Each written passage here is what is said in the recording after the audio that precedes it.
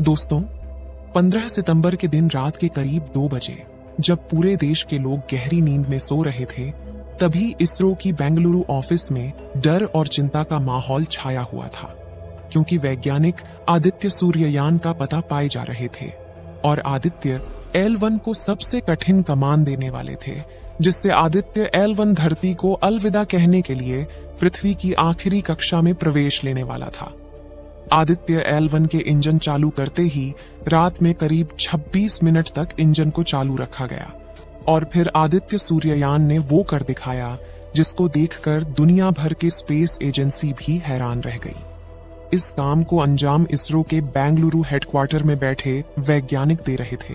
लेकिन अब आपके दिमाग में यह सवाल आ रहा होगा कि आखिर इसरो को रात में ही आदित्य सूर्ययान के इंजन को चालू क्यों करना पड़ा, और इसके बारे में इसरो ने रात में ही ट्वीट करके जानकारी भेज दी।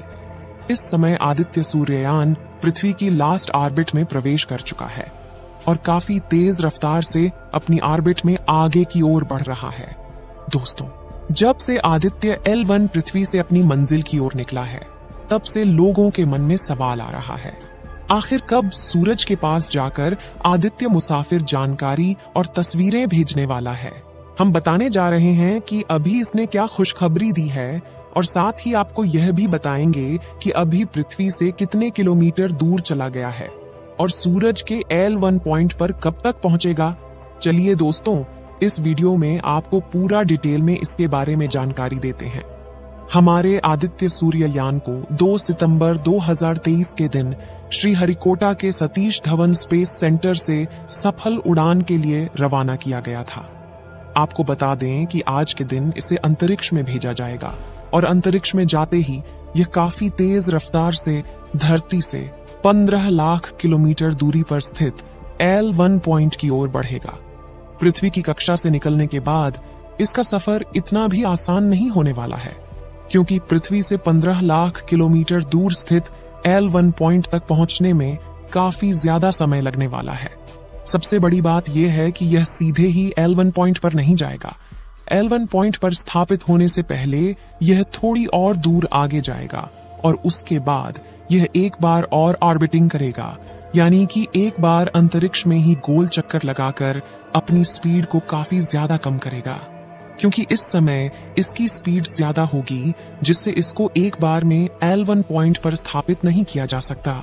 अंतरिक्ष में एक बार गोल चक्कर लगाने के बाद यह पुनः L1 पॉइंट पर आकर स्थापित हो जाएगा।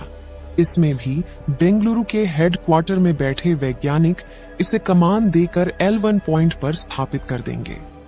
आपको बता दें कि L1 पॉइंट अंतरिक्ष में एक ऐसा पॉइंट है जो कि पृथ्वी से लगभग 15 लाख किलोमीटर की दूरी पर स्थित है और इस पॉइंट पर मौजूद किसी भी स्पेसक्राफ्ट पर पृथ्वी का और सूरज का गुरुत्वाकर्षण बल एक समान होता है, जिसके कारण बिना किसी ऊर्जा के किसी अन्य स्पेसक्राफ्ट को L1 पॉइंट पर स्थापित किया जा सकता है और L1 पॉइंट लगातार बिना किसी रुकावट के सूरज की स्टडी करने की अनुमति देता है।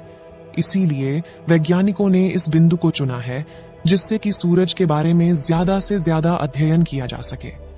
आपको बता दें कि इस समय आदित्य स्पेसक्राफ्ट के दोनों सोलर पैनल खुले हुए हैं और आदित्य सूर्ययान सोलर पैनल के द्वारा ऊर्जा भी जनरेट करने लगा है। जब आदित्य L1 को 15 सितंबर के दिन रात के 2:30 पर पृथ्वी की आखिरी कक्षा में स्थापित किया गया, तो अंतरिक्ष यान के थ्रस्टर्स को चालू किया गया। जब हमारा स्पेसक्राफ्ट आदित्य पृथ्वी की किसी एक कक्षा में चक्कर लगाता है, तो उस समय उसका इंजन बंद रहता है और केवल वह सोलर पैनल के द्वारा प्राप्त की गई ऊर्जा से ऑर्बिट में घूमता रहता है। ऐसे में जब भी उसकी ऑर्बिट को चेंज करना होता है, तो उसमें लगे इंजन यानी थ्रस्टर्स को चालू करके उसके ऑर्बिट को चेंज किया जाता है। साथियों, अगर हम चंद्रयान 3 के प्रज्ञान रोवर और विक्रम लैंडर की बात करें, तो इसरो के वैज्ञानिकों ने बताया कि इस समय गहरी नींद में सो रहे हैं और उस जगह पर काला अंधेरा छाया हुआ है। वहां पर इतना अंधेरा है कि इस समय विक्रम लैंडर दिखाई नहीं दे सकता। चांद के दक्षिणी ध्रुव का तापमान इस समय -250 डिग्री सेल्सियस के करीब है। इतनी कड़कती ठंड में भी हमारा विक्रम लैंडर गहरी नींद में शांत से सोया हुआ है। और इसरो के वैज्ञानिकों ने बताया कि 22 सितंबर आने वाला है और फिर से यह दोनों चांद की सुबह का इंतजार कर रहे हैं। आपको बता दें कि चांद पर सुबह होने पर जब सूर्य की किरण इनके सोलर पैनल पर पड़ेगी तो इनकी बैटरी चार्ज हो जाएगी और उसके बाद यह पुनः फिर से चांद पर खोज करने के लिए निकल जाएंगे। आपको बता दें कि इस बार यह चांद पर हाइड्रोजन की खोज करेगा जिससे चांद पर पानी होने की पुष्टि की जा सके। इस समय आदित्य सूर्ययान पृथ्वी की आखिरी कक्षा में 282 × 40,225 किलोमीटर की कक्षा में चक्कर काट रहा है, यानी कि पृथ्वी से अधिकतम दूरी 40,225 किलोमीटर और न्यूनतम दूरी 182 किलोमीटर है। अभी 110 दिन के सफर के बाद आदित्य ऑब्जर्वेटरी पॉइंट के पास पहुंच जाएगा। अब आपके मन में सवाल उठ रहा होगा कि सूरज की स्टडी करना इतना जरूरी क्यों है? तो इसके लिए आपको बता दें कि जिस सोलर सिस्टम में हमारी पृथ्वी है उसका केंद्र सूर्य ही है।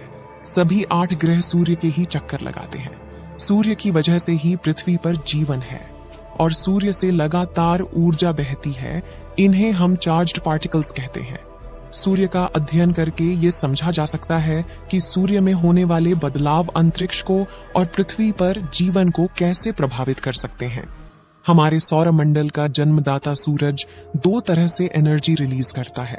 अगर पहले की बात करें तो वह है प्रकाश का सामान्य प्रवाह जो पृथ्वी को रोशन करता है और जीवन को संभव बनाता है। पृथ्वी ही नहीं बल्कि यही वह ऊर्जा है जिसके द्वारा अन्य 8 ग्रहों पर भी रोशनी पहुंचती है। दूसरे की बात करें तो उसमें प्रकाश के कणों का चुंबकीय क्षेत्र आता है जिसके विस्फोट से इलेक्ट्रॉनिक चीजें खराब हो सकती हैं। अब आप सोच रहे होंगे कि आदित्य L1 सूर्य के पास जाकर क्या करेगा। इसका पहला मकसद सूर्य के आसपास के वायुमंडल का अध्ययन करना है और साथ में सौर कोरोना की भौतिकी और इसका तापमान को मापना है। आपको जानकारी के लिए बता दें कि सूर्य की बाहरी परत को कोरोना के नाम से जाना जाता है। इसका दूसरा मकसद कोरोनल और कोरोनल लूप प्लाज्मा का निदान करना और इसमें तापमान, वेग और घनत्व की जानकारी निकालना और सूर्य के आसपास हवा की उत्पत्ति, संरचना और गतिशीलता को जांचना है। आप सभी लोग आदित्य सूर्ययान के सफल होने की दुआएं कमेंट बॉक्स में करते रहें। इस वीडियो को एक लाइक जरूर करें और अपने मित्रों तक इस वीडियो को शेयर करें। धन्यवाद।